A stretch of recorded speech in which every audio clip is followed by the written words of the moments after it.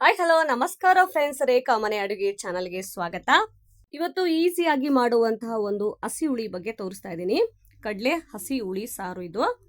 ಒಲೆ ಮೇಲೆ ಇಟ್ಟಿರುವಂತಹ ಪಾತ್ರೆ ಕಾದಿದೆ, ಅದಕ್ಕೆ ಎಣ್ಣೆ ಹಾಕೊಂಡು ಹಾಗೆ ಸಾಸಿವೆ ಮತ್ತೆ ಜೀರಿಗೆನ ಹಾಕೊಳ್ಳೋಣ. ಬೇವು, ಸ್ವಲ್ಪ ಅರಿಶಿಣ, ಹಾಗೆ 2 ಚಮಚ ಖಾರ ಹಾಕೊಳ್ಳೋಣ. ಈ ತರ ಎಣ್ಣೆಯಲ್ಲಿ ಇದು ಚೆನ್ನಾಗಿ ಕುದಿಬೇಕು. ಈ ಟೈಮಲ್ಲಿ ನೀವು ಒಲೆನ ಆಫ್ ಮಾಡಿ ಹಾಗೆ 1 ಬೌಲ್ ಆಗಷ್ಟು ಹುಳಿಯನ್ನ ಈ ತರ ಇಂಡ್ಕೊಂಡು ಸೈಡಲ್ಲಿ ಇಟ್ಕೊಳ್ಳಿ. ಹುಣಸೆ ಹಣ್ಣನ್ನ ಈ ಟೈಮಲ್ಲಿ ಸೇರಿಸ್ಬಿಡಿ ಫ್ರೆಂಡ್ಸ್. ಈಗ ಇದಕ್ಕೆ ಎಷ್ಟು ಬೇಕು ನೋಡ್ಕೊಂಡು ನೀವು ನೀರನ್ನ ಇಲ್ಲಿ ಹಾಕೊಳ್ಳಿ. ಸೊ ಸೇರಿಸ್ಬಿಟ್ಟು ಚೆನ್ನಾಗಿ ಕಲಸಿ. ಕೊರತೆ ಇರೋದ್ರಿಂದ ಮನೆಯಲ್ಲಿ ಈಸಿಯಾಗಿ ಈ ಒಂದು ಅಡಿಗೆನ ನಾವು ಮಾಡ್ಬೋದು. ಇದಕ್ಕೆ ಸ್ವಲ್ಪ ಬೆಲ್ಲವನ್ನ ಸೇರಿಸ್ಕೊಳ್ಳಿ. ಪುಟಾಣಿ ಹಿಟ್ಟನ್ನ ಪಕ್ಕದಲ್ಲಿ ನಾನು ಗ್ರೈಂಡ್ ಮಾಡಿ ಇಟ್ಕೊಂಡಿದ್ದೆ ನೋಡಿ, ಒಂದು ಬಟ್ಲಷ್ಟು ಇದಕ್ಕೆ ಹಾಕಿ ಮಿಕ್ಸ್ ಮಾಡಿಬಿಡಿ. ಇದನ್ನೆಲ್ಲ ಚೆನ್ನಾಗಿ ಈ ತರ ಚಮಚದಲ್ಲೇ ಹೊಡಿಬೇಕಾಗುತ್ತೆ. ಸೊ ಇಲ್ಲಾಂದ್ರೆ ಅದು ಇದೇ ತರ ಉಂಡೆ ಉಂಡೆಯಾಗಿ ಕಾಣಿಸುತ್ತೆ ಫ್ರೆಂಡ್ಸ್. ಹಾಗಾಗಿ ಸ್ವಲ್ಪ ಒಂದು ಚಿಕ್ಕದಾಗಿರುವಂತ ಈರುಳ್ಳಿನ ಹೆಚ್ಚಿಬಿಟ್ಟು ಈ ತರ ಅದಕ್ಕೆ ಸೇರಿಸ್ಬಿಡಿ.